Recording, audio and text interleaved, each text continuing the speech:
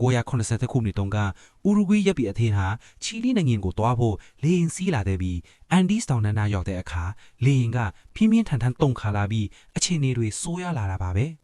ခရီးသည်တွေအားလုံးထိုင်ကုန်ကိုမြင်းမြဲကြိုက်ထားကြပြီးလေရင်ကရုတ်တရက်အောက်ကိုထိုးဆင်းသွားကတောင်ကိုမင်တိုက်ပြီးနှစ်ပိုင်ပြတ်ထွက်သွားပါတယ်လေရင်အမီးပိုင်းနဲ့အတူကစားသမားတစ်ယောက်လွင့်ထွက်သွားပြီးအရှိပိုင်းကတော့နှင်းတွေတဲ့ထိုးဆိုင်သွားကထိုင်ကုန်တွေတစ်ခုနဲ့တစ်ခုရိုက်မိပြီးလူအများပြားသေဆုံးကုန်တာပေါ့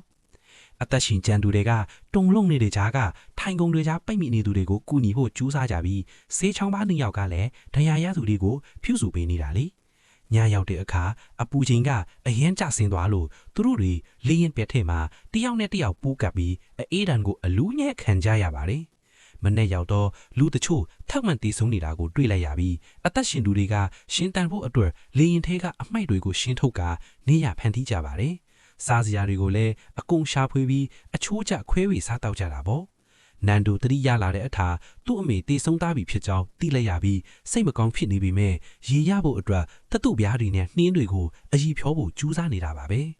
ကဲဆယ်ရေးလေရင်ကသူတို့ကိုမမြင်ပဲကြော်သွားတဲ့အခါမျောလင့်ချက်တွေပြစ်သူဆုံးပြလာပြီးအစာကလည်းလုံးဝပြက်လက်သွားပါတယ်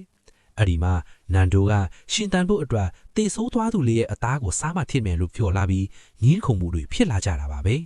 နောက်ဆုံးမှာတော့တခြားနည်းလမ်းမရှိတော့လို့သူတို့တွေအသားစားဖို့ခက်ခက်ခဲခဲဆုံးဖြတ်လိုက်ကြပါတယ်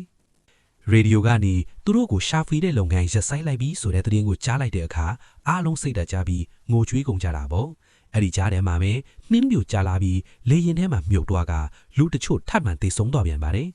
နူးမကအာတင်ပြီးနှင်းတွေကိုတူးထုတ်ကအပေါက်ဖောက်နိုင်ခဲ့လို့သူတို့အားလုံးအပြင်းကိုထပ်နိုင်ခဲ့ကြတာလေ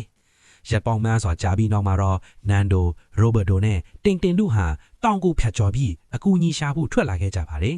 သူတို့တွေရေခဲတောင်တွေကိုပင်ပန်းကြော်ဖြတ်ပြီးနောက်မှာတော့မြေပြင်ကိုရောက်လာပြီးနှီးစီးလာတဲ့လူတစ်ယောက်ကိုတွေ့လိုက်ရတာပါပဲ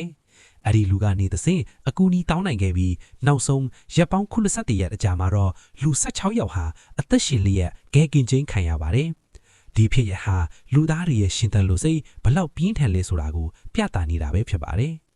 တယောက်ရဲ့အသက်ရှင်လို့စိတ်ဆွဲဟာဘလောက်တောင်အားကောင်းလဲဆိုရင်ရေခဲတောင်ပေါ်ကကြောက်အောင်ချာမှာပေါက်နေတဲ့တိပင်လေးတစ်ပင်လိုပဲဘလောက်ခက်ထဲ့တဲ့အခြေအနေမျိုးမှာဆိုအမြတ်တွေပြီးရှင်းသန်အောင်ကြိုးစားနိုင်တာမျိုးပါပဲ